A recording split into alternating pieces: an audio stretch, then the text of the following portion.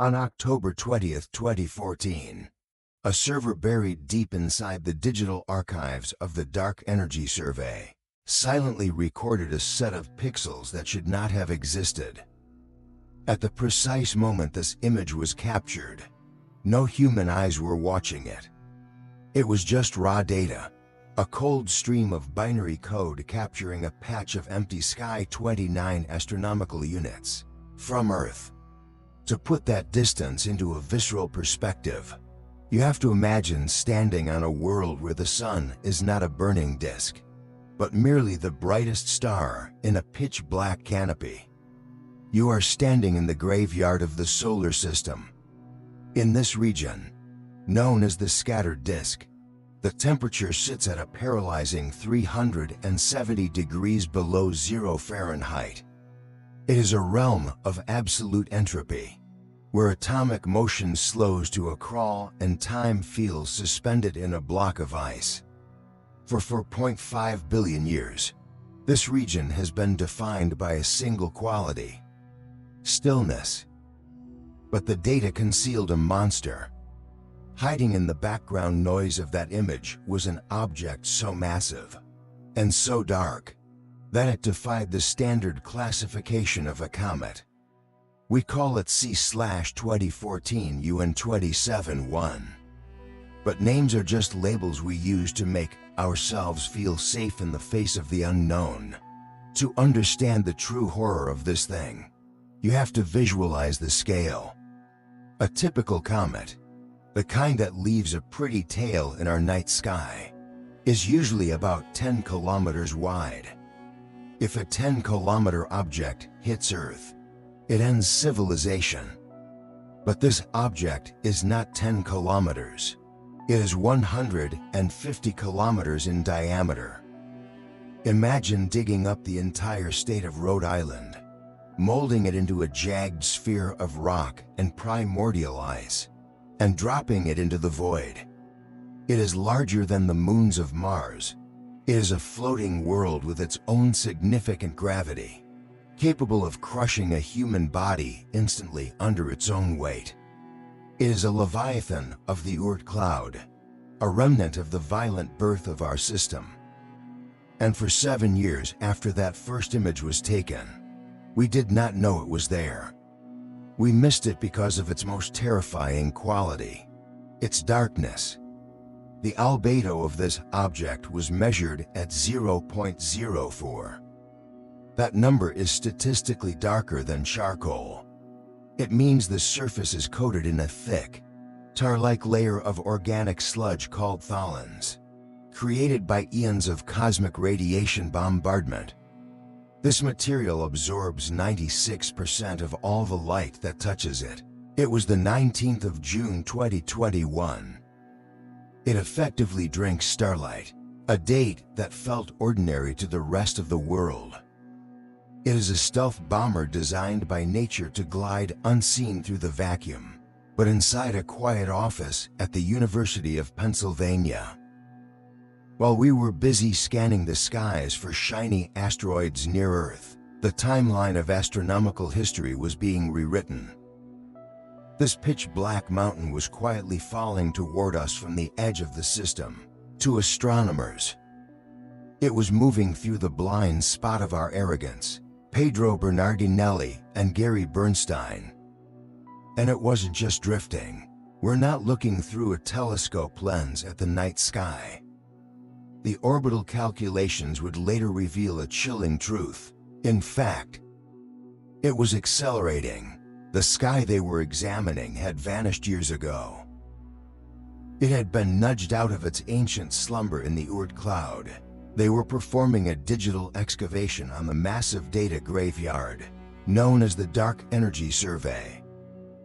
Perhaps millions of years ago, the survey was never designed to find comets or asteroids, and began along.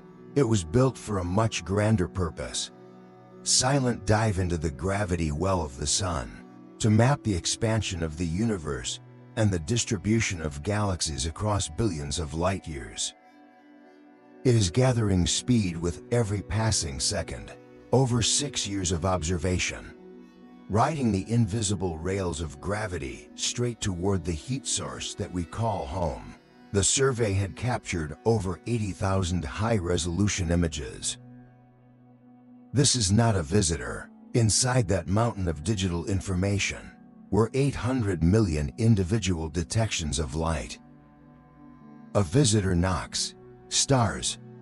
A visitor announces its rival with gas and light. Galaxies. Sensor noise. This object remained completely cold. Cosmic rays. Completely shut. And digital glitches. It held its breath for the entire journey across the void, masking its approach until it was already inside the planetary perimeter. To find a single moving object in that chaos is statistically harder than finding a specific grain of sand on a beach while blindfolded. Why did it take us so long to see a city-sized world falling from the sky? Most algorithms would drown in the noise. And more importantly, but Bernardinelli had written a new piece of code. Now that the silence has finally been broken, a digital predator designed to ignore the static background of the universe and hunt exclusively for the transients. What happens when the heat of the sun finally touches a surface that has been frozen? Since the birth of time, the things that shifted. We thought the void was empty, the ghosts in the machine. We were wrong. When the code finished processing the archives, the void was staring back at us the whole time. It filtered out the 800 million stars and left behind a single, chilling trajectory. The computer had successfully linked together a series of faint, almost invisible dots appearing in frames from 2010, 2011, and 2014. To the human eye, these pixels were nothing. They looked like dead pixels or background radiation. But when the algorithm stacked them together chronologically, a terrifying pattern emerged on the screen. It was a straight line. Most objects in our solar system orbit in nice, polite circles. They stay in their lanes, governed by the gentle tug of the sun. But this object was not circling. It was piercing. The data showed it cutting across the planetary orbits like a bullet through glass. In 2010, it was lurking 34 astronomical units away, just beyond the orbit of Neptune. By 2014, to truly grasp the nightmare scale of C/2014, UN 27.1, it had silently closed the gap to 29 units. You have to dismantle everything you think you know about comets. The realization hit the researchers with a heavy thud. When we hear that word, we had been photographing this monster for an entire decade without knowing it. We imagined fragile. We had captured its image while we were busy looking at distant supernovae, poetic objects like Halley or Neowise, completely oblivious to the Leviathan approaching our own doorstep, drifting harmlessly through the sky like dirty snowballs. It was a ghost that had been standing in the corner of the room. Halley's comet is roughly 11 kilometers wide. Stepping 1 foot closer every time we blinked, it is a loose aggregate of ice and dust that visits us once in a lifetime. The scientific implications of the brightness data were even more disturbing. But the object approaching us now is not a snowball. For an object to be visible at that extreme distance, it is a floating continent. In grainy archival footage, confirmed by the Hubble Space Telescope, meant the object had to be colossal. The diameter of this intruder sits at approximately 150 kilometers. This wasn't a standard dirty snowball measuring a few miles across. Let me put that number into a visceral. The brightness suggested a planetary body, physical perspective. The algorithm had done its job perfectly. If you were to rip this object out of the sky and place it gently on the surface of the Earth, it had resurrected the ghost from the data. It would cover the entire state of Rhode Island, crushing everything beneath it into dust. But as the team projected the orbital path forward into the future, the triumph of discovery turned into a cold dread. It is larger than Phobos, the jagged moon of Mars. The line on the screen did not stop at the outer planets. It extended inward, Mount Everest, the highest point on our world, deep inward. The ghost wasn't just passing by on a leisurely stroll through the cosmos. It is 8.8 kilometers high. It had a specific destination. This object could swallow 18 Mount Everests stacked on top of each other and still have room to spare. It had an appointment with the sun if you were standing on its surface. And for the first time in recorded history, the horizon would stretch out so far that you would feel the curvature of a planet beneath your feet. We realized that we were standing directly in its way, not a rock. In the entire history of astronomy, we have never seen an Oort cloud object of this magnitude entering the solar system. It dwarfs the previous record holder, Hale-Bopp, by a significant margin. But size is not just a statistic in a database. In celestial mechanics, size equals mass, and mass equals kinetic energy. Consider the most violent event in Earth's biological history: the Chicxulub impactor, the asteroid that wiped out the dinosaurs 66 million years ago. That rock was estimated to be 10 kilometers wide. That single 10-kilometer rock ended the Mesozoic era, vaporized the crust at the impact site, triggered global tsunamis, and plunged the Earth into a nuclear winter that lasted for decades. Now look at this visitor. It is 15 times wider than the dinosaur killer. But here is where the physics becomes terrifying. Mass does not scale linearly with width. It scales cubically. Because this object is 15 times wider, 15 times longer, and 15 times taller. To understand the absolute abnormality of this object's path, its total volume and mass are over 3,000 times greater than the asteroid that killed the dinosaurs. You first have to visualize the architecture of our home. Let that sink in. We tend to think of the solar system as a chaotic swarm of bees. 3,000 extinction-level events packed into a single sphere, with planets and moons zooming around in every direction. If an object of this scale were to collide with Earth, but that is wrong, we would not be talking about a crater. The solar system is flat. We would not be talking about a bad day for civilization. We call this invisible plane the ecliptic. We would be talking about the liquefaction of the planet's surface. Picture a perfectly flat dinner plate floating in the dark.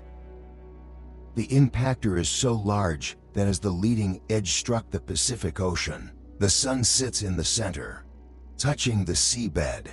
The planets, the trailing edge would still be in the upper atmosphere, from Mercury out to Neptune, puncturing the sky like a needle through a balloon, are all racing around on the surface of this plate. The energy release would be measured in petatons, like cars on a flat racetrack. It would boil the oceans. This flatness is not an accident. Strip the atmosphere. It is the result of the conservation of angular momentum from the dust cloud that formed us 4 billion years ago, and essentially reset the biological clock of Earth to zero. Gravity has flattened everything into this two-dimensional traffic system. It is the cosmic rule that keeps order in the chaos. History would not just stop. It would be erased. But 2014 UN 27.1 is not following the rules. It is breaking the law of the ecliptic. Thankfully for us, the trajectory calculations show it will not hit Earth. The orbital data reveals an inclination of 95 degrees. In the language of astrophysics, it will miss us by a billion miles. But the sheer existence of this behemoth changes how we look at the dark. That number is violent. For decades, an inclination of 0 degrees means you are on the plate with the planets. We assumed that the monsters of the early solar system had all been cleared out. An inclination of 90 degrees means you are perpendicular. We thought Jupiter had ejected them or they had crashed into the sun eons ago.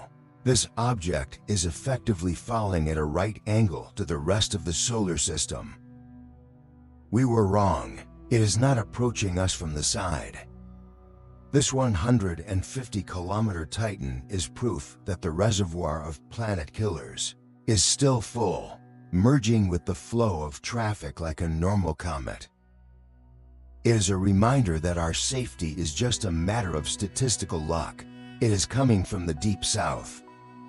As it barrels towards the sun, it is approaching from directly beneath the solar system, carrying the mass of a mountain range and the energy of 1,000 apocalypses. Imagine you are sitting at a dinner table with your family. One question hangs in the silence. Suddenly, if something this large is out there, a knife pierces through the wood of the table from the floor up, and we only just saw it now, rising right in the center of the meal. What else is hiding behind it in the shadow? That is the geometry of this event. This 150-kilometer fortress is rising out of the abyss below the planetary plane, moving vertical to everything we know. This vertical approach is terrifyingly significant for 2 reasons.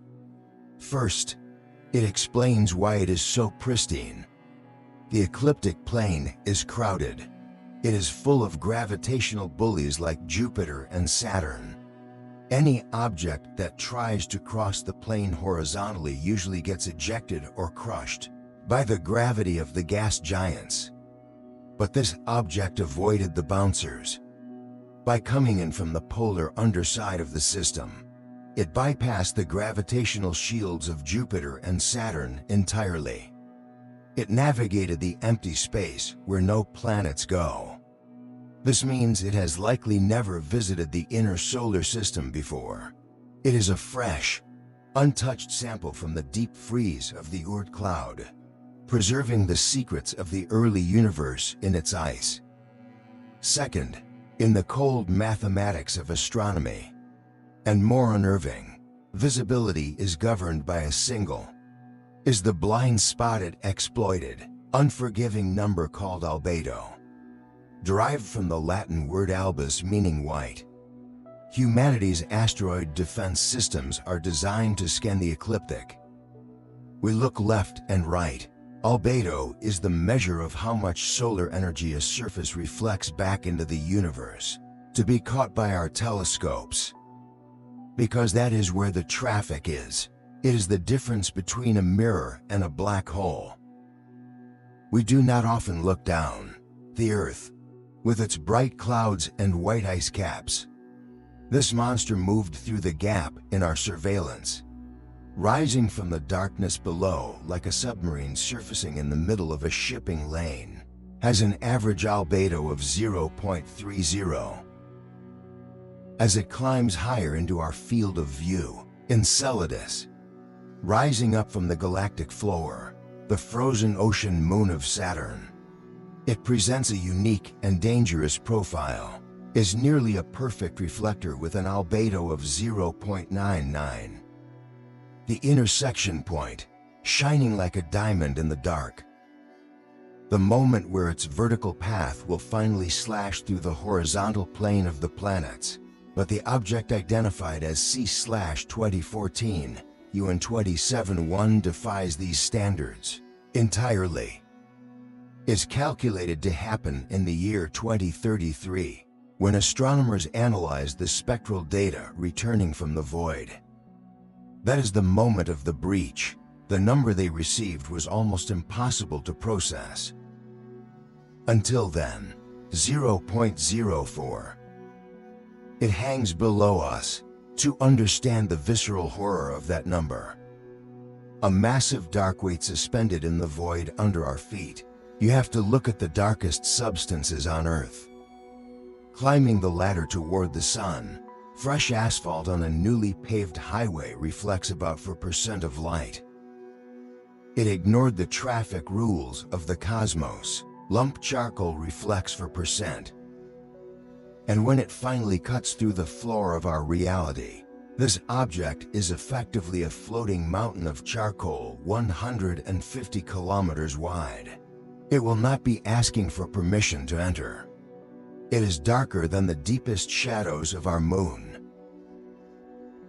If you were an astronaut floating just a few miles away from it in deep space, and you shined a high-powered industrial spotlight directly at its surface, the beam would not bounce back to your eyes. It would simply die.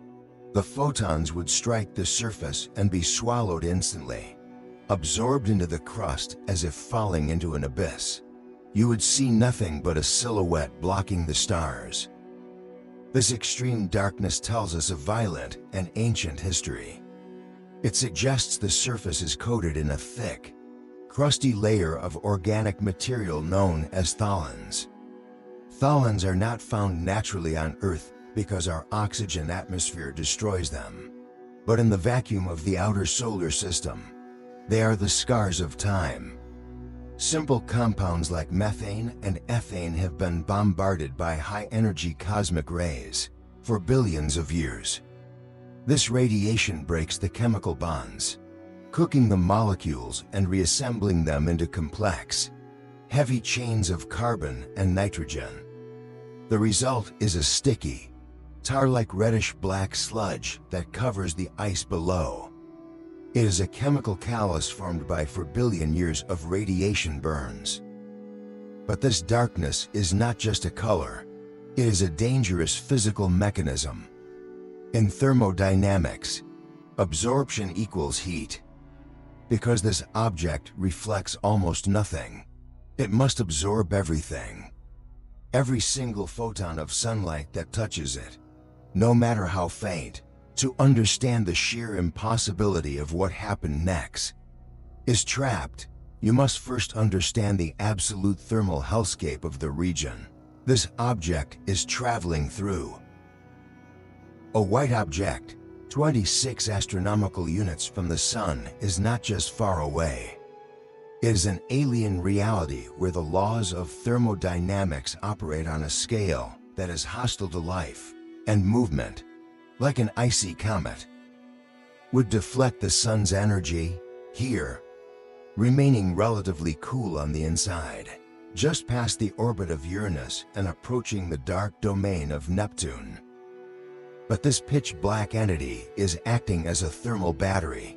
The sun is reduced to a tiny, impotent spark in the sky. It is drinking the energy in. As it falls closer to the sun, it provides less than 1/900th of the light and heat we receive on Earth. Crossing the orbit of Uranus and then Saturn, the temperature in this region hovers steadily at 370 degrees below 0 Fahrenheit. The solar intensity increases exponentially in this deep freeze. That absorbed heat has nowhere to go but down. Physics dictates that everything should be dead. It is burrowing deep into the core, water ice, bypassing the insulating crust and reaching the volatile ices trapped beneath, the substance we associate with life and fluidity. It is building up immense pressure under the frozen surface, does not behave like water here, turning the interior into a pressurized bomb waiting for a spark. It acts like a metamorphic rock. This incredible darkness also explains why it remained a ghost for so long. It is as hard as granite. It was the perfect stealth intruder, completely inert for decades, and physically incapable of evaporation or sublimation. Our automated telescopes scan the sky looking for light, according to every standard model of cometary behavior we have. But this object was designed by nature to hide in the dark, A comet at this distance should be as silent. It moved through our field of view like a stealth bomber, frozen statue drifting through the dark, masking its approach against the black canvas of space. It should be waiting until it crosses the frost line near Jupiter. We assumed the darkness was passive, hundreds of millions of miles closer to the sun. We thought it was just a dead rock floating in the void, before it even thinks about waking up. We were wrong, but 2014 UN 271 is not following the rules. The darkness is a weapon, while it was still swimming in the black abyss near Neptune.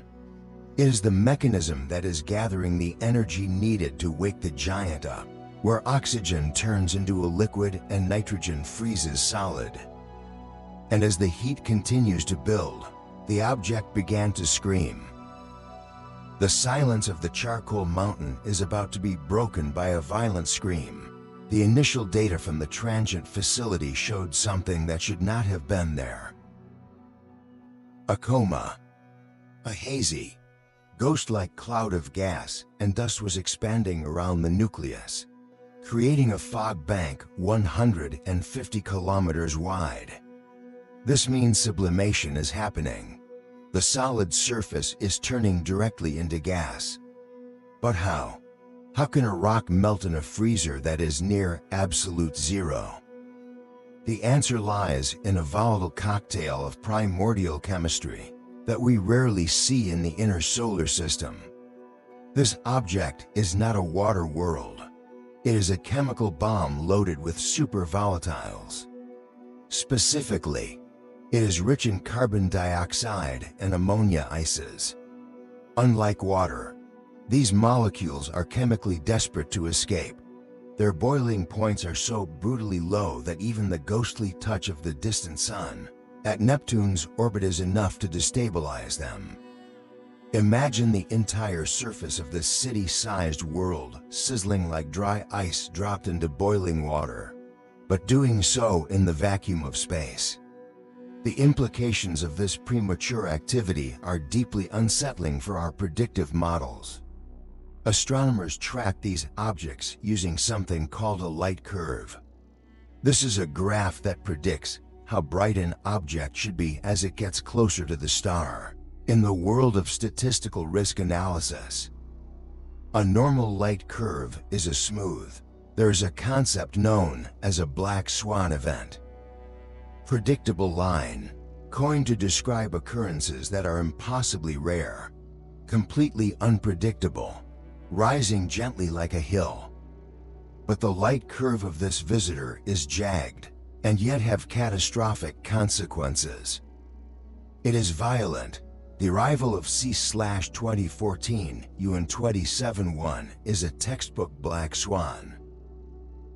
It shows sudden, but what makes this object truly terrifying is not just its arrival. It is its behavior. Erratic spikes of brightness that correspond to massive physical outbursts. This suggests that the object is not just off-gassing gently from the surface. We expect nature to be linear. It is rupturing from the inside. If you heat a block of ice slowly, underground pockets of pressurized gas, it melts slowly.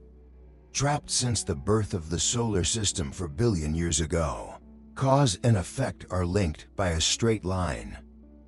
Are suddenly being heated by that faint sunlight as a comet gets closer to the sun. They are expanding in the dark.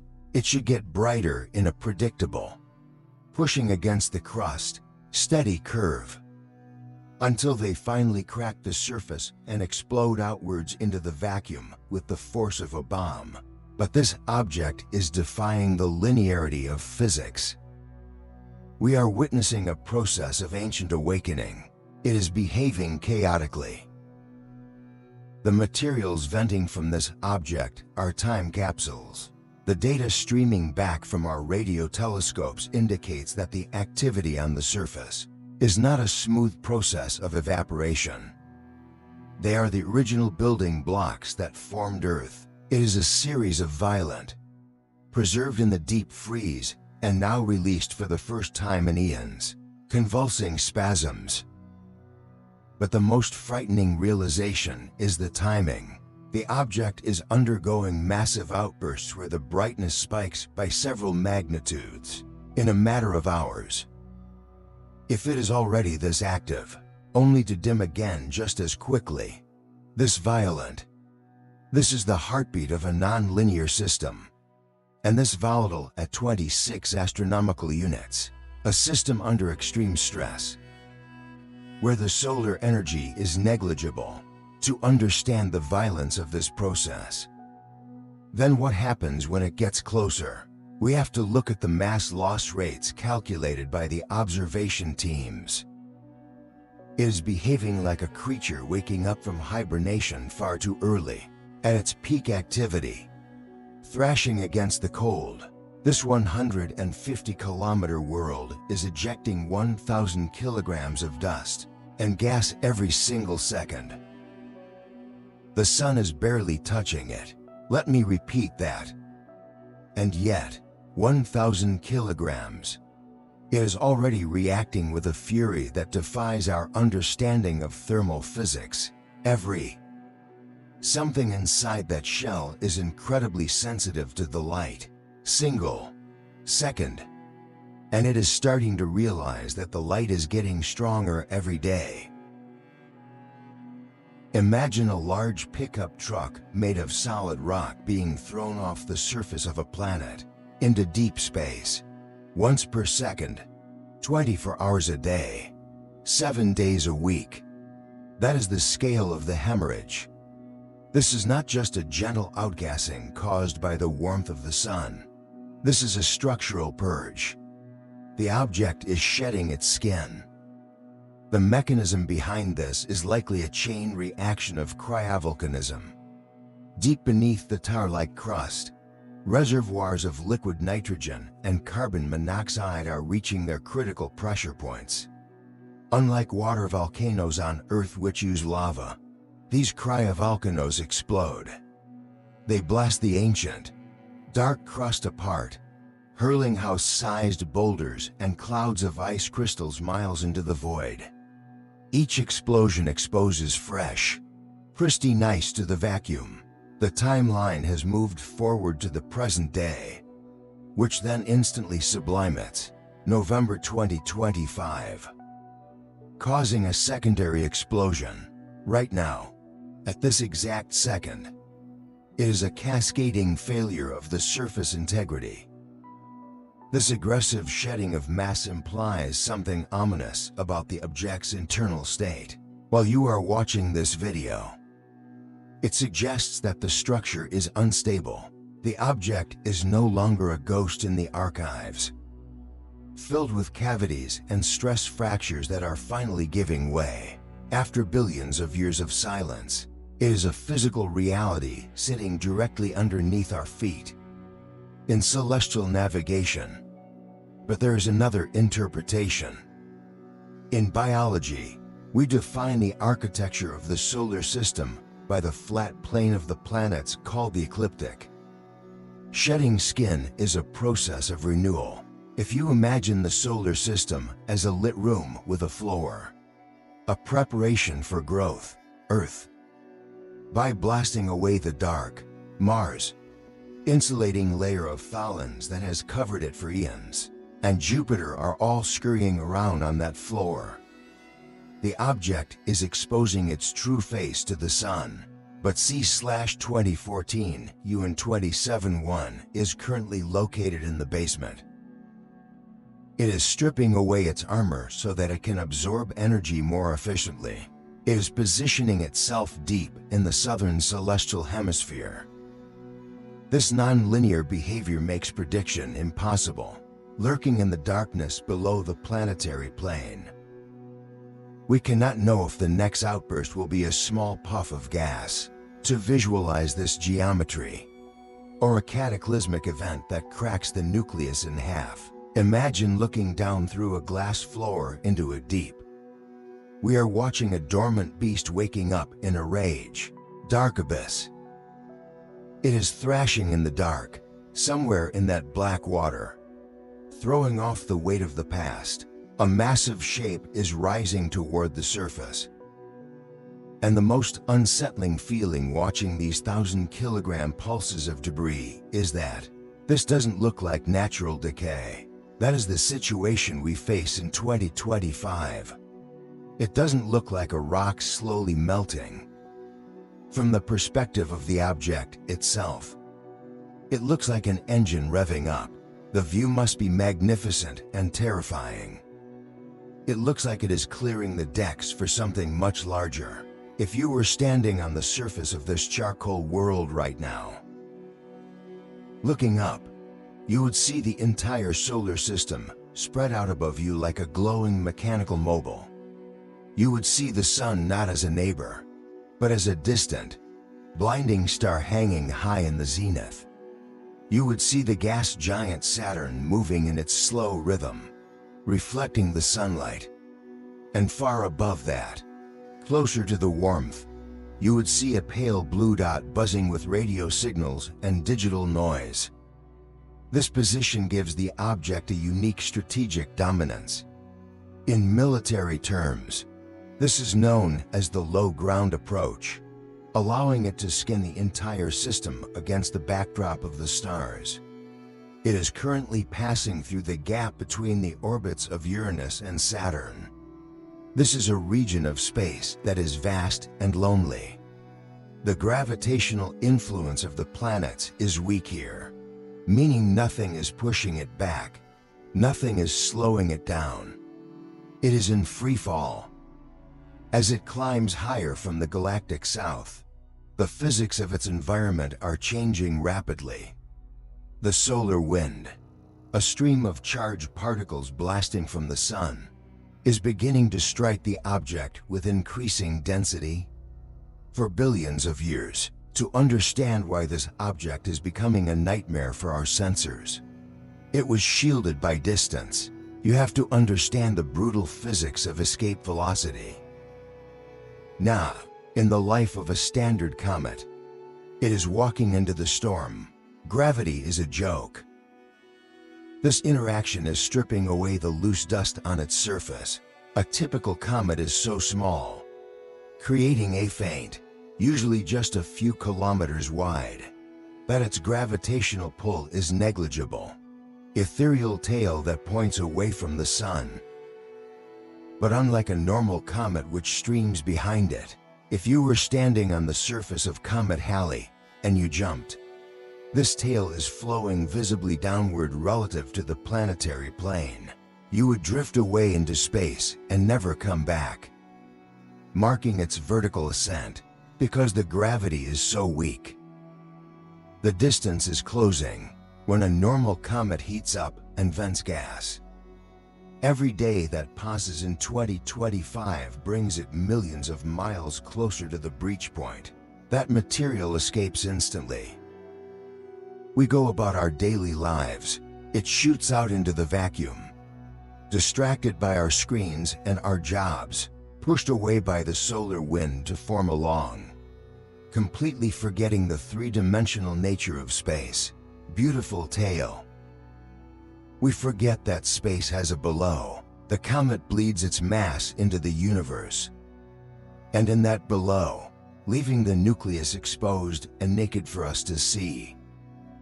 A 150-kilometer wide city of ice and rock is silently watching the planet spin.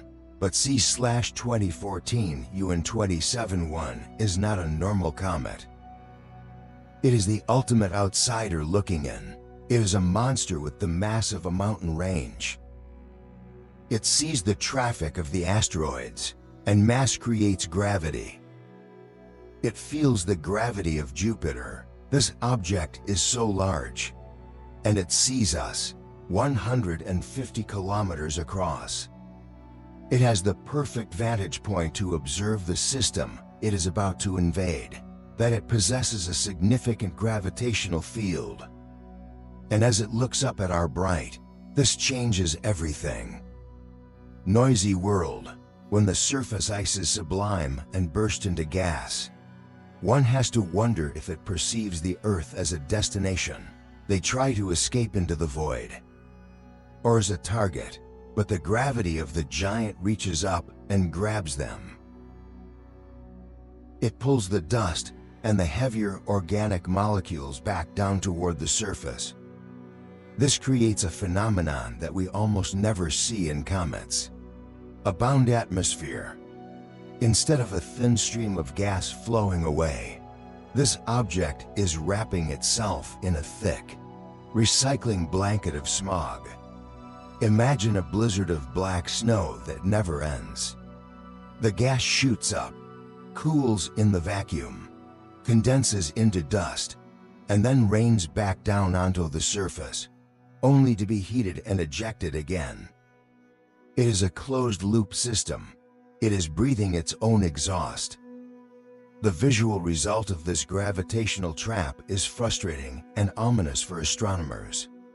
As the object gets closer to the sun, this atmosphere is getting thicker and denser. It is becoming a shield.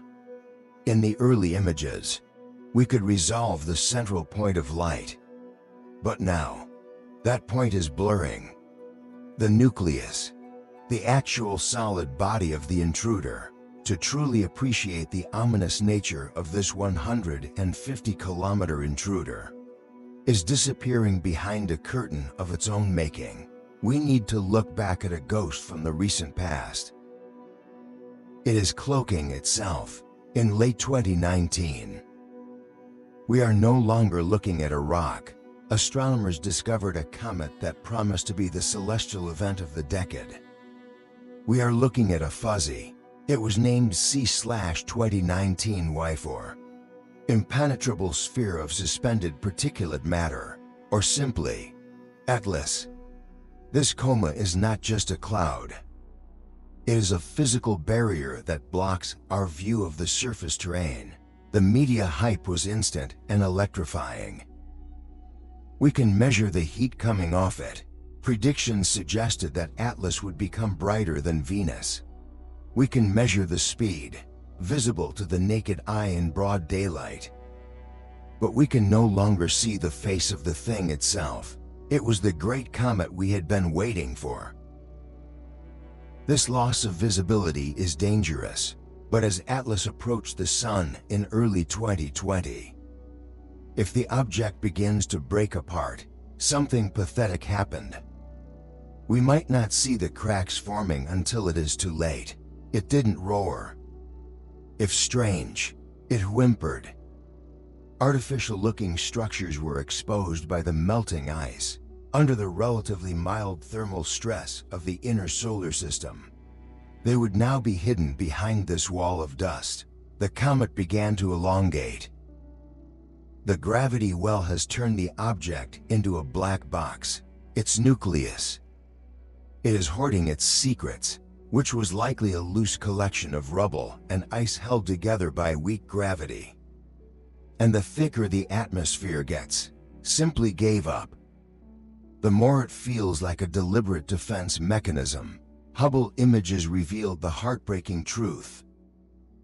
It is insulating itself against the heat of the sun. Atlas had shattered into 30 small fragments, preserving whatever lies at its core, dissolving into a cloud of dust before it even reached its peak. We are tracking a massive shadow that is building a fortress of gas around itself. As it charges into the inner solar system, it was fragile. It has blinded us. It was temporary. We know it is there. It was a visitor that couldn't handle the climate of our home. We know it is huge, but we can no longer see what is happening on the surface. Contrast that fragility with the monster currently lurking below the ecliptic. Is it just melting ice? C/2014 UN 271 is the anti-Atlas. Or is the activity beneath that cloud far more organized than we dare to imagine, while Atlas crumbled under the pressure of solar radiation? This object is eating it. The physics of its stability are terrifying. To maintain a spherical shape at a diameter of 150 kilometers while spinning and venting gas, This object must possess an internal density that rivals solid rock. It is not a loose pile of rubble. It is a monolith. The solar wind, which streams from the sun at 400 kilometers per second, acts like a sandblaster against comets. It stripped Atlas naked and tore it apart. But against this giant, the solar wind is like a breeze hitting a tank. The object is absorbing the impact, shrugging off the radiation, and continuing its trajectory without the slightest deviation. This structural integrity tells us that we are dealing with a fundamentally different class of entity. Atlas was a snowball. This is a world. It has survived the chaos of the Oort cloud for 4 billion years. It has likely survived collisions with other debris. And now, in the cold, it is surviving the heat of our star, unfeeling universe of astrophysics. There's a psychological weight to this difference. There's no such thing as a coincidence. When we watch a comet break apart, there's only gravity. Like Atlas or Comet Isen, momentum. We feel a sense of pity and the raw calculus of trajectory. Yet, it feels natural, like a flower wilting in the heat, as we feed the orbital data of C/2014 UN 27-1 into our simulation models. It reminds us that things in space are transient and fleeting. A pattern begins to emerge that is difficult to dismiss as mere chance. But when we watch something that refuses to break, we call this synchronicity. Something that endures the fire and keeps coming. It is the eerie alignment of events that seem unrelated causally, but are connected by meaning and timing. The feeling is not pity. The solar system is often described as a clockwork mechanism. It is dread. The planets tick around the sun with a precision that rivals the finest atomic timekeepers. This object displays an indifference to the forces that usually destroy comets. Jupiter takes 11.8 years to complete a circle. It is unyielding. Saturn takes 29.5 years. The outbursts of gas and dust we are detecting are not signs of death. Every movement is a gear turning in a grand machine. As they were with Atlas, when we overlay the trajectory of this dark intruder onto the rhythm of that machine, they are signs of life. We see a disturbing resonance. It is venting pressure to maintain stability. The object is approaching its perihelion. It is regulating its own temperature, its closest point to the sun. As it moves closer to the intersection point in 2033, in the year 2031, the contrast becomes the defining narrative of this event. At that exact moment, Atlas was a tourist that got lost and died. It will be passing just outside the orbit of Saturn. This object feels like a machine that was built to survive the journey. But this is not just a random flyby. It is ancient. The geometric relationship between the intruder and the gas giants is hitting a harmonic node. Scarred, consider the concept of orbital resonance. And solid, this is when two orbiting bodies exert a regular. One was a visitor that faded into the dark, periodic gravitational influence on each other. The other is a dark shape that is refusing to leave, usually because their orbital periods are related by a ratio of small integers. And looking at its unshakable path, Pluto and Neptune are locked in a dance where for every 3 times Neptune orbits, it feels less like a celestial wanderer. Pluto orbits twice. They never collide because the math protects them, and more like an executioner arriving for an appointment. But this object is not from here. It shouldn't know the dance steps. Yet, its vertical dive through the system seems timed to slip through the gravitational cracks of the giant planets with impossible precision. If it had arrived 10 years earlier, or 10 years later, the massive gravity of Saturn might have destabilized its orbit, flinging it out of the system or tearing it apart. Instead, it is threading the needle. It is arriving at a moment when the door is open. There's also a strange correlation with the inner solar system cycles. Some astronomers have pointed to the timing of the Mercury-Uranus oppositions, a specific alignment where the swiftest planet and the chaotic ice giant sit on opposite sides of the Sun. These alignments align eerily with the key milestone dates of the object's discovery and its future perihelion. While mainstream science dismisses this as numerology, the probability of a random object falling from the Oort cloud on a perpendicular trajectory and arriving precisely when the planetary configuration allows for a stable insertion is astronomically low. Let us fast forward the simulation to the near future. It feels less like a rock falling down a hill. The date is January 21st, and more like a gear clicking into place, 2031. The synchronicity forces us to ask uncomfortable questions about the nature of the solar system itself, after millions of years of falling through the silence of the Oort cloud.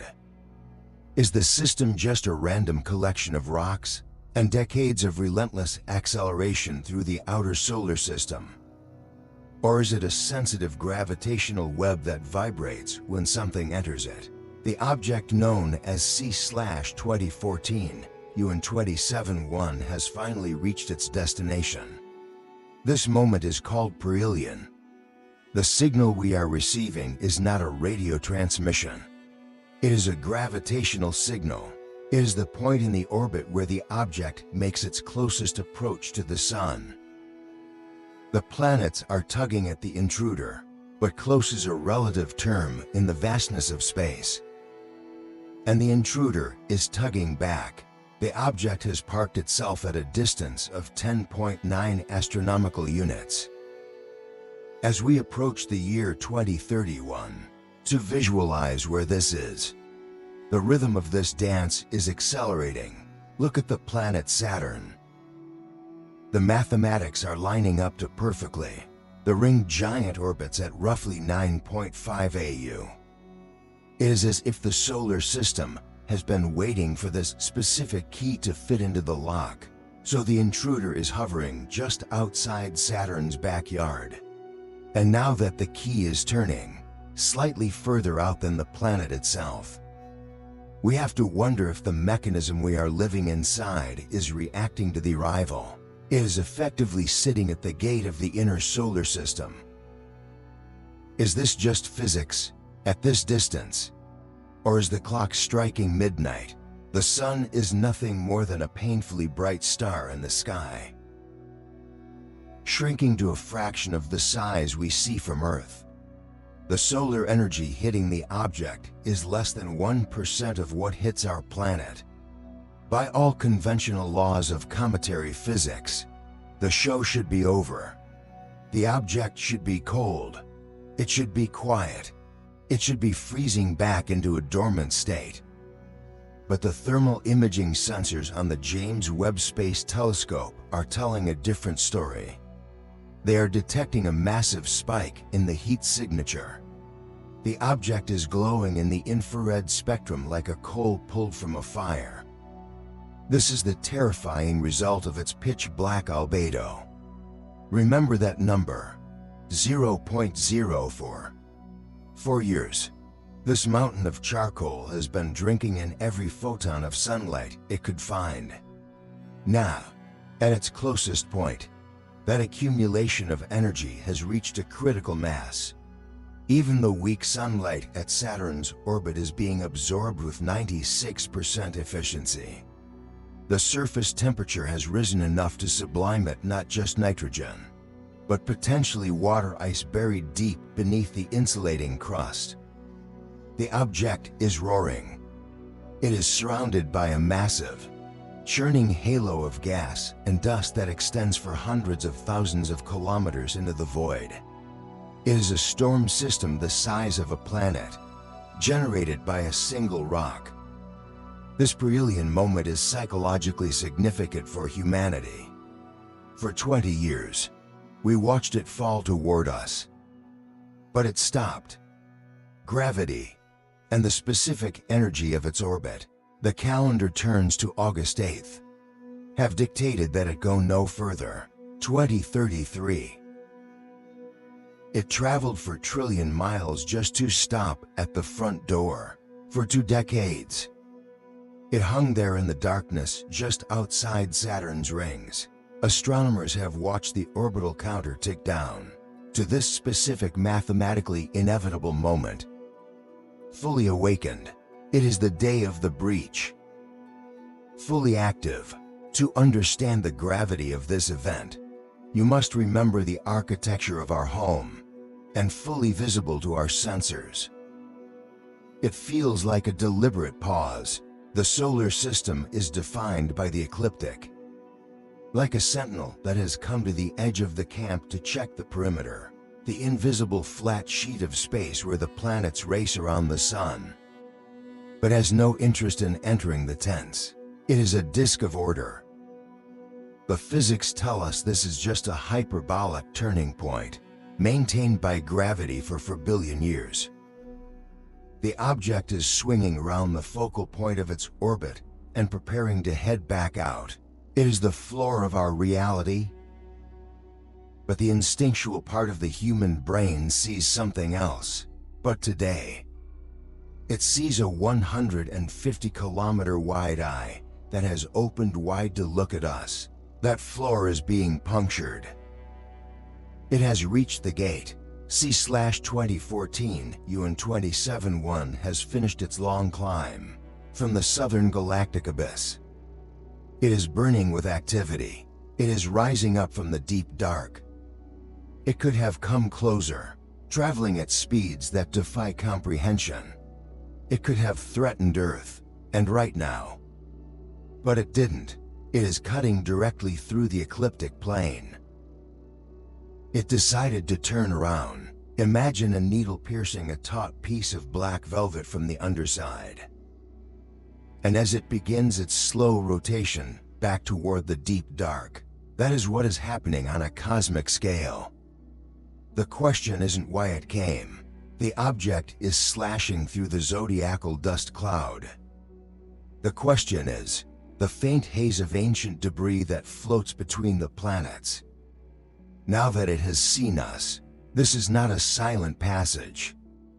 Why does it refuse to come inside? It is a violent interaction. As the 150-kilometer wide nucleus crashes through this invisible barrier, it is not coming empty-handed. It is trailing a massive wake of exhaust. For the last few years, the heat of the sun has been boiling the surface, loosening the grip of the gravity well we discussed earlier. Now, as it crosses our plane, it is shedding that material directly into the path of the planets. This debris is not just dust, it is primordial matter. These are grains of silicate and ice that haven't touched the inner solar system since the very moment of creation. They are time capsules from the solar nebula, frozen in the Oort cloud before Earth even had a crust. And now, the intruder is dumping millions of tons of this ancient DNA right onto our doorstep. Think of it as a contamination event. The solar system works hard to keep itself clean. The solar wind pushes light dust away, and the planets sweep up the heavy rocks. But this object is leaving a stain that cannot be easily wiped away. It is seeding the ecliptic with a trail of dark, carbon-rich tholins and ammonia ice. This trail will linger long after the object itself has retreated back into the dark. Future generations of astronomers will look at this patch of sky and see the scar. They will see a density of dust that doesn't belong there. History will likely look back at the decade between 2021 and 2031 with a sense of profound confusion and unforgivable regret. Meteor showers in the distant future might be born from this very crossing. This was the golden window, painting the skies of Earth with streaks of light burning from material that was once part of this dark giant. From the moment the algorithms of the Dark Energy Survey flagged the intruder. But in the immediate moment of 2033, to the moment it reached its perihelion near Saturn, the feeling is one of violation. Humanity had a clear. We are used to things orbiting with us, mathematically precise opportunity to act. We had the technology. We are used to the harmony of the disk. Watching this monolith cut vertically through our plane feels unnatural. We had the rockets. It breaks the symmetry. We had the heavy lift launch vehicles capable of throwing a probe into a high-energy transfer orbit. It shatters the illusion that we are alone in a sealed room. Mission concepts were drafted almost immediately by the scientific community.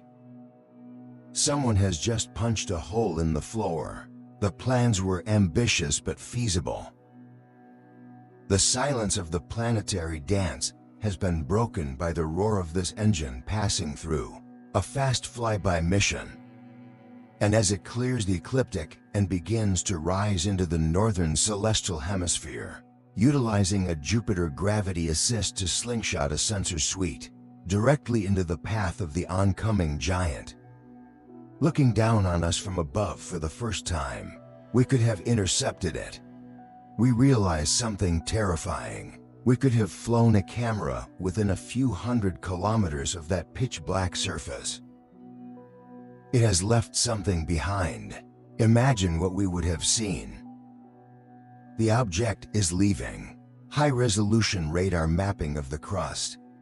But its footprint is going to stay here forever, revealing the mountains and valleys of a world that has never known the warmth of a star. Mass spectrometers tasting the gas of the coma, analyzing the isotopic ratios of the water and the nitrogen, telling us exactly where and when this object was born. We could have looked for organic biosignatures in the tholins. We could have answered the ultimate question of whether the ingredients for life are common in the deep freeze of the cosmos. But we did not launch. The proposals died in committee rooms. They were suffocated by budget cuts, bureaucratic inertia, and a lack of political will. The excuse was always the same. It is too expensive. It is too far.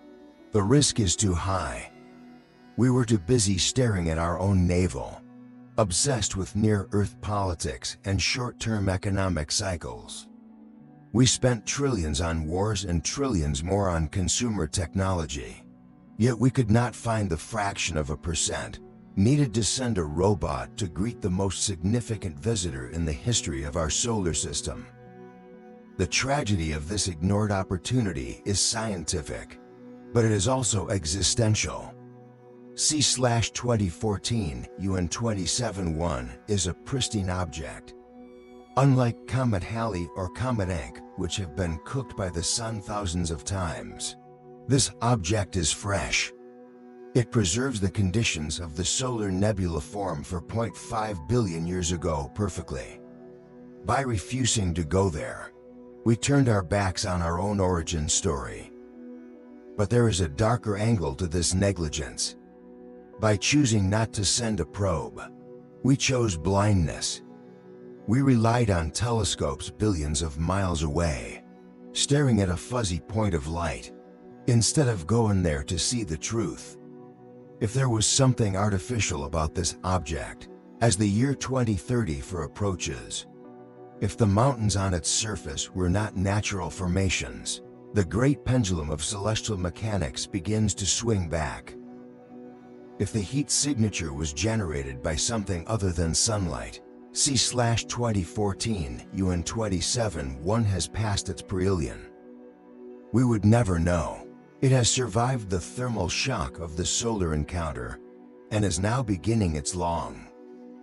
We let the gravity well and the thick atmosphere obscure the reality, slow retreat into the darkness. The object signaled us. To the casual observer, it looks like the danger has passed. For 20 years, it broadcasted its position. The intruder is leaving. Its trajectory, the crisis is averted. And it's arrival time. But that assessment is dangerously naive.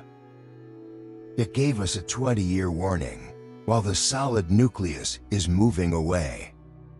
And we simply let the phone ring. The object is not leaving empty-handed. Now, or rather, as the object crosses the ecliptic and prepares to head back out into the eternal night, it is not leaving without dropping a payload. The window has slammed shut. For the past decade, the physics of a chase mission are no longer viable. As it plunged through the ecliptic and endured the radiation of the sun, it is gaining speed. The heat has been performing a violent extraction on the surface, falling away from us faster than we can catch it. Sublimation is not a clean process. We had a chance to look the giant in the eye. It is messy. To touch the face of the unknown, as the nitrogen and carbon monoxide ices turned to gas. Instead, they blasted millions of tons of solid material into the vacuum. We stayed at home. This material is now floating in the space between the planets. We chose safety over discovery. It is a trail of debris millions of kilometers long. And as the signal fades into the background static of the universe, a river of dust that marks the exact path where the giant cut through our home. The silence it leaves behind is heavy with the weight of what might have been. We need to talk about the chemistry of this dust. It is not just sterile rock. Spectroscopic analysis has confirmed that this object is rich in complex organics. These are the thalons we discussed earlier. But now, they are no longer frozen on the crust.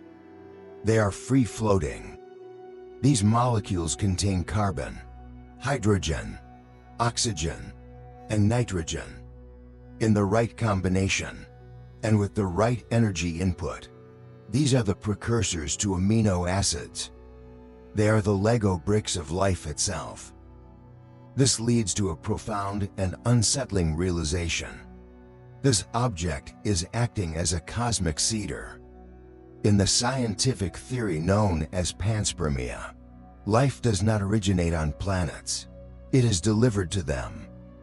Comets are viewed not as destroyers, but as pollination mechanisms, traveling between star systems carrying the frozen genetic blueprints of biology. C/2014 UN-27-1 has just dusted the inner solar system with a massive dose of this primordial material. It has scattered these seeds into the solar wind, where they will drift for millennia. Some of them may eventually fall into the atmosphere of Earth. The year is 2040. Others might be captured by Mars or the moons of Jupiter. The great show is over. But here is the horror of the unknown. From the vantage point of Earth, a seed is neutral. The object known as C/2014 UN-27-1 is no longer the threatening giant that dominated the headlines a decade ago. It does not care what grows from it. It has become a ghost again. We assume that these organics are the building blocks of life as we know it through our most powerful telescopes. It is now just a faint smudge of light. But what if they are the building blocks of something else? In biology, drifting rapidly into the constellation of Horologium, the difference between a life-giving protein and a deadly prion is often just a matter of how the molecule is folded. The physics of its journey have flipped. The material shedding off this object has been cooked by cosmic radiation for 4 billion years in the dark. For the last 3 million years, it has evolved in an environment completely alien to Earth. It was falling, Is it possible that the seeds it is leaving behind are not compatible with our biology? It was surrendering to the gravitational pull of the sun. Could they be pathogens, gaining speed? Could they be a biological reboot code designed to rewrite the chemistry of the worlds they touch, gaining energy? The trail it leaves behind is invisible to the naked eye. But it is there. It is climbing. We are flying through its wake. It is fighting against the gravity of the star that woke it up. The pristine vacuum of our solar system has been contaminated by this visitor from the abyss. It is ascending out of the gravity well. It came in on a perpendicular trajectory, dragging its massive bulk back up the slope toward the edge of interstellar space. Avoided all the planets as it retreats, dropped its payload at the precise intersection of the ecliptic. We are witnessing the slow, and is now leaving, agonizing death of its activity. It feels less like a random astronomical event and more like a delivery mission. This is a process governed by the inverse square law of light. The cargo has been dropped. As the distance from the sun doubles, the ship is turning around. The available energy drops by a factor of 4. And as we watch the dark shape recede into the distance, the heat that fueled the violent outbursts of the last decade is vanishing. We are left with the uncomfortable knowledge that the interaction is not over. The surface temperature is plummeting back down toward absolute zero. It didn't come to take anything from us. Imagine standing on that dark world right now. It came to leave something behind, the sun. And now we have to live with whatever is growing in the dark, which briefly appeared as a blinding disk during the perihelion. Is shrinking day by day. It is becoming smaller, colder, and more distant. The roaring jets of carbon monoxide and ammonia that were blasting into the void are sputtering out. The pressure that drove them is gone. The cryovolcanoes are sealing themselves shut. The thick, smoggy atmosphere that shielded the nucleus is collapsing. As the gas cools, it turns back into solid flakes of ice, snowing down onto the black terry surface, burying the scars of the encounter under a fresh layer of silence. Astronomers measure this retreat in terms of magnitude. Magnitude is a logarithmic scale of brightness. At its peak, the object was bright enough to be tracked by amateur astronomers. Now, it has faded to magnitude 14. Soon it will hit magnitude 20. At magnitude 20, to understand the final destination of this object, an object is 100 million times fainter than the faintest star visible to the naked eye. You have to break the human concept of distance. It is effectively invisible to everything except the giant observatories in Chile and Hawaii. We measure our lives in kilometers or miles. The pulse is slowing down in space. During the approach, we measure the solar system in astronomical units. We detected a rhythmic variation in the light, or O, a signal of its rotation and its active vents. 1O is the distance from Earth to the Sun. It felt like a heartbeat. Pluto orbits at an average of 39O. Fast, Voyager 1. Chaotic, the furthest man-made object in history. Alive, has traveled for nearly 50 years to reach a distance of 160O. Now, but the aphelion of C/2014 UN 27-1. That heartbeat is experiencing extreme bradycardia, the furthest point in its orbit. The intervals between activity are stretching from hours to days, sits at a staggering 40,000 astronomical units. Then 2 weeks. This is not just far. The monster is going into hibernation. This is the edge of reality. It is wrapping itself back up in its cloak of darkness. At this distance, there's a profound melancholy to this retreat. Light from the sun takes nearly 8 months to reach the object. We are watching a world shut down. If you were standing on its surface at Aphelion, we are watching the lights go out in a city the size of Rhode Island, looking back towards home. But there is also fear. You would not see a sun. Because invisible does not mean gone. You would see a star. Before 2021, the sun would be reduced to a magnitude -12.7 point of light. We slept soundly because we didn't know what was out there. It would be the brightest star in the sky. We assumed the Oort cloud was just a theory, roughly as bright as the full moon looks from Earth. A mathematical concept, but it would have no disk. Now we have seen the face of it, no warmth. We have seen the scale of the things that live in the deep dark, no gravity that you could feel. As C/2014 UN 27-1 fades into the black backdrop of space, the Earth, passing beyond the orbit of Neptune, Jupiter, it is not disappearing from reality, and Saturn would be completely invisible.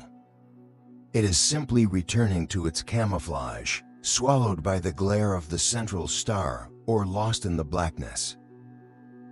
It is going back to the ambush position. This region is the physical borderland of the solar system. It will drift there for millions of years. It is the outer shell of the Oort cloud. Silent, and out here, frozen, the rules of the game change. And pitch black, as the object drifts to this extreme distance. We can no longer see it. The gravitational grip of the sun becomes incredibly weak. Our sensors can no longer track it. It is so tenuous that the object begins to feel the pull of other things. But the psychological damage is done. This is the domain of the galactic tide. We know it is there, just as the moon pulls on the oceans of Earth to create tides. And we know that in the infinite timeline of the cosmos, the collective mass of the Milky Way galaxy pulls on the Oort cloud. It is only sleeping, the billions of stars in the galactic disk. The massive clouds of molecular hydrogen and the dark matter halo of the galaxy itself all exert a subtle gravitational force. At 40,000 O, the sun's voice is just a whisper, and the galaxy's voice becomes a command. The galactic tide acts vertically. It pulls objects away from the sun's equatorial plane. This explains the strange orbit of our intruder in the orderly clockwork of the inner solar system. It wasn't just thrown randomly. Time is a manageable concept. It was needed by the galaxy. Earth takes 365 days to circle the sun. Over millions of years. Jupiter takes 12 years. The Milky Way gently nudged it. Pluto takes 248 years. Lifting it up and dropping it down like a cork bobbing in the ocean. These are numbers that human civilizations can understand. Until it finally fell inward, we can write them down in history books. This region is also a danger zone, but C/2014 UN 27-1 does not operate on a human timescale. Because the sun's gravity is so loose here, it operates on a geological one. The object is vulnerable to stellar flybys. When astronomers ran the backward propagation simulations to determine the last time this object visited the sun, every few million years, the computer spit out a number that defies comprehension. A rogue star passes relatively close to our solar system, 3 to 4 million years. Gliese 710. Let's pause and contextualize that. For example, the last time this charcoal mountain was in our neighborhood, is a star predicted to plow through the Oort cloud in about 1.3 million years. Humans did not exist. When that happens, there were no cities. Objects at 40,000 O are easily stolen. No languages. The gravity of the passing star can strip them away from the sun forever. No fire, casting them out into the interstellar void to become rogue planets. Our ancestors were Australopithecus. This realization shifts our perspective on C/2014 UN 27-1. Small ape-like hominids wandering the savannas of Africa. We like to claim things, just beginning to walk on two legs. We call it our solar system. The ice ages hadn't happened yet. Our comet, the geography of the continents looked different. But at 40,000 O, this object came. Possession is 9/10 of the law. Saw a primitive Earth. And the sun is losing its grip, and then vanished into the dark for an eternity. This object spends 99% of its life in this twilight zone. But here is where the science turns into chaos theory. Influenced more by the Milky Way than by the star that birthed it. Orbits in the Oort cloud are not stable loops like the orbit of Earth. It is a citizen of the galaxy first. They are stochastic. And a resident of the solar system second. Stochastic is a fancy word for random. It lives in the wild ocean beyond the harbor. It means the path is subject to unpredictable variables that make long-term forecasting impossible. And as it drifts back out toward that impossible distance, the trajectory of this object is so elongated. It is returning to a master that is far larger and so sensitive, far darker, that it behaves less like a planet on a rail and more like a leaf blowing in the wind. And far more powerful than our sun.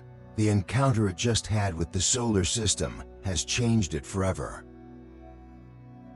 As it fell past Saturn and Jupiter, even at a distance, the massive gravity of the gas giants gave it a gravitational kick. They transferred energy to the intruder. This interaction has altered the shape of its exit orbit. The inbound trip took 3 million years. The outbound trip is calculated to take 4.5 million years. We have pushed it further away. But there is a darker possibility lurking in the margin of error. The calculated orbit is dangerously close to being hyperbolic. A hyperbolic orbit means the object has gained enough speed to break free from the sun's gravity entirely. If the kick from Saturn was just a fraction of a percent stronger, this object will never return. It will drift out past the Oort cloud, cross the heliopause, and enter the true interstellar medium. There's a specific kind of terror that comes from the realization of scale. It will become a rogue wanderer, usually drifting between the stars of the Milky Way forever. We live our lives locked inside a bubble of human relevance. Untethered to any sun, we worry about the stock market. This uncertainty creates a profound existential anxiety. We worry about elections. We like to think of the solar system as a closed loop. We argue over borders drawn on maps and fight over resources that sit on the thin crust of a small planet. A family. We convince ourselves that these things are the center of the universe. But this object is a traveler with no fixed address, that we are the center of the universe. Its cycle is unknown, but the arrival of C/2014 UN 27-1 has shattered that illusion. It doesn't care about Kepler's laws of planetary motion. For the past 2 decades, it obeys the chaotic tides of the galaxy, while we were busy with the noise of civilization. Was its arrival in 2014 a scheduled event? A 150-kilometer wide city of ice was floating silently beneath our feet. Did it return because of a precise clockwork mechanism set in motion at the dawn of time? Think about the year 2014. Or was it a random accident? Think about what you were doing. A cosmic roll of the dice where a passing star nudged a rock from a million years ago. Think about the global news cycles. And it just happened to fall toward us while we were distracted by the trivialities of the day. If it is a cycle, this monster was lurking in the dark. Then something will be here to watch it return in the year from 1,025,29 astronomical units away. But if it is an accident, falling towards us at thousands of miles per hour, then this was our one and only chance to see it. It was there when we slept. We are witnessing a unique intersection of timelines. It was there when we woke up. To ships passing in the night on a scale that crushes the human imagination. It was watching us from the southern galactic hemisphere. It is leaving now, invisible to our eyes but physically present in our reality. And the math says it might be leaving for good. This brings us to the concept of cosmic humility. We like to think of the solar system as ours. We name the planets after our gods. We map the orbits like we map our streets. We treat the space around the sun as a controlled environment, a safe garden where we are the caretakers. But this object proves that we are not the caretakers. We are not even the owners. We are tenants living in a house that we do not understand, surrounded by machinery that is far too large for us to control. The sheer indifference of this object is what makes it so frightening. It is not a Hollywood villain. It does not hate us. It does not want to destroy us. It simply does not care that we exist. It followed the curvature of space-time, pierced the plane of our existence, and ignored the gravitational screams of the gas giants. If its trajectory had been slightly different, if it had been on a collision course with Earth, it would have extinguished the human race without a moment of hesitation. Not out of malice, but simply because mass times acceleration equals force. This realization forces us to look at the night sky differently. When you look up, you see the stars. But when you look down, beneath the horizon, as the timeline moves forward into the middle of the 21st century, you have to imagine the abyss below the ecliptic, the object known as C/2014 UN 27-1 undergoes a final transformation. That is where the giants live. It stops being a physical destination. The Oort cloud is not just a distant shell, it becomes a memory. It is a reservoir of sleeping leviathans through the lenses of our most powerful space telescopes. C/2014 UN 27-1 is just one of them. The once terrifying giant has reduced to a single. It is the one we happen to catch, wavering pixel. It is the one that happened to reflect enough light for our algorithms to see, and then. But statistical probability dictates that for every one we see, inevitably, there are hundreds. Even that pixel flickers out. Perhaps thousands. The darkness has reclaimed it. That we miss, the thick layer of tholins that shrouded its surface for billions of years, has done its job perfectly. There are other worlds out there. It has swallowed the last photon of sunlight. Pitch black, the object is now effectively a black hole in the visual spectrum. Silent, drifting silently against the black velvet of deep space. And massive, the cry of volcanoes are sealed. Drifting on perpendicular orbits that avoid our gaze, the atmosphere has collapsed. They are the dark matter of our own backyard. The heat signature has flatlined. This object came to remind us of our place, but as the screen fades to black, It dwarfed our mountains. We are left with a sensation that is harder to quantify than orbital mechanics. It laughed at our borders, a connection. It exposed the fragility of our safety for a brief moment in the vast scale of cosmic time. We build our little civilizations on the surface of a rock. Two distinct entities stared at each other across the void. Assuming the cosmos is static and boring, humanity. But the cosmos is dynamic, a species of curious apes clinging to a warm rock near the fire. Violent, and the intruder, and full of things that can rewrite history in a single afternoon, a frozen leviathan from the outer dark. As the intruder fades back into the silence, we are made of the same stuff. It leaves us with a chilling lesson: the carbon in your DNA. We are lucky, the nitrogen in the air you breathe. This time, the water in your blood. The giant walked through the room without stepping on us. These are the exact same elements that were venting from the fissures of that distant world. It walked through the living room and went out the back door. We are not separate from the monster. But it proved that the door is unlocked. We are related to it. It proved that the walls are not solid. We are the part of the solar system that woke up and learned to look around. And it proved that we are not the masters of this house. It is the part that stayed asleep in the freezer. We are just the tenants. This realization brings us back to the silence. And we are months behind on the rent. The signal on the monitor is now just static. White noise.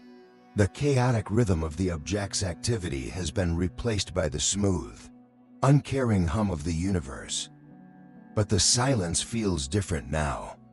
Before 2021, the silence was empty. We looked at the black gaps between the stars and assumed there was nothing there. Now, the silence is heavy. It is pregnant with invisible mass.